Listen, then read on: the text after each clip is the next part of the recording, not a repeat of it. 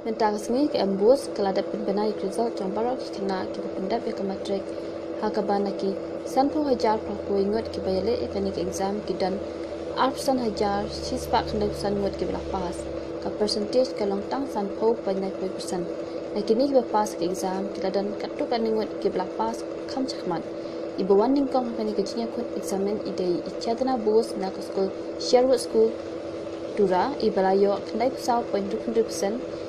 Ibuan baari day Isainava Modak na School St. Thomas Secondary School Brinja na kabayo kanday pasaw 0.100%. Ibayo balay ide Ainam da Pisha R. Bersat na School Little Flower School Malki na kabayo kanday palay 0.1%. Nakaliang rupang ulay kendua ya Ainam da Pisha badya Usainava gibalawan syakmat hakanik exam tinggi. Hakajinya kran berupang Ainam da penpaw ya kejikumen hadian bilayo hakadan kebalai. Lapan paru Biden kecil tu ke Bandung ke Medical College nomor Biden kecil angnut nadu Bidang red. Usai nava mudang, boyo ekadan ke awal lapan paru ya kecil kemen. Hadian bolayo ya ke result berapa. Lalu tu usai nava udan ya ke thang bonit kuliah syabar jang ke state bonyo ya ke training kum uway bagi nongnya lingsun lani commercial pilot.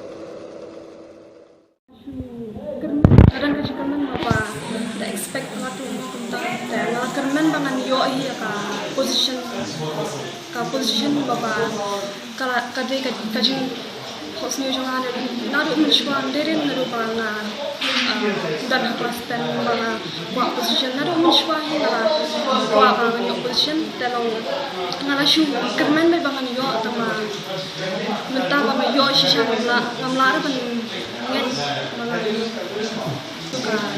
si balipang bangilan English ngala tiang haru kata-kata babanga hap ngaladan kata kajing temu banga hap bane dalam nanti ka sni ngala pendek haru kata-kata dalam tamba kino hikai kira orang na wajib tiang na pilih apa dalam ki ajin kermen yang ngala dan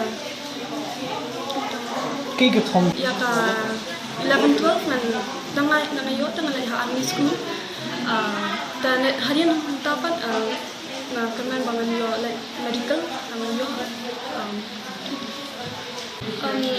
kibuan kibriu kintip ba haka Little Flower School kidang kini bangka kiba best tu hanga long kibai kilaban ong ba kamder kunta ba hanga masyam shisha kata hagitu ki shisnam arsnam banga poi kini banga wan kini ka school ngampat syam ya kata tang bahadian hadian pat ngadatep shisha bakino hikai hang teatre lang ya ban ai ka ba bahatam ki khna te long kino hikai ki sisters ki ai jin kermen ki khna te long kata ni ka hi ban syam han long kiwe ki school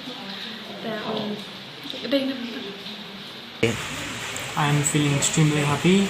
I was expecting a good result, but I wasn't expecting to get second.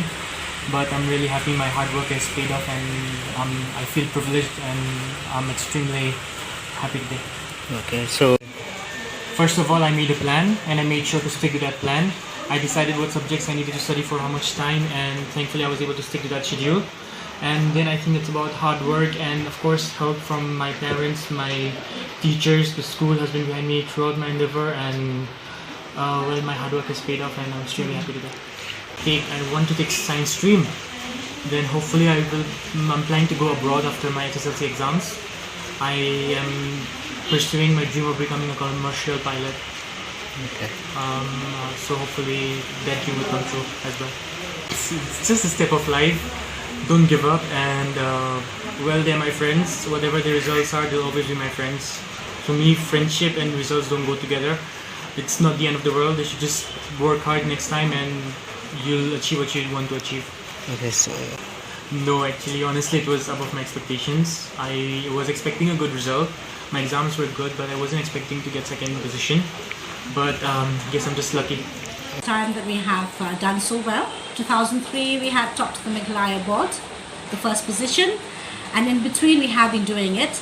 But after quite some times, we once again got the second position, and we are really, really very proud of our student, and we just wish and pray that this precedent will be set for many more years to come. 44 students in total who have appeared, and our pass percentage is 84%.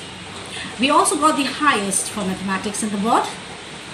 We have 36 distinctions in total, and we have around 7 students who have passed out with star marks, because these are little things which the board specifically mentions.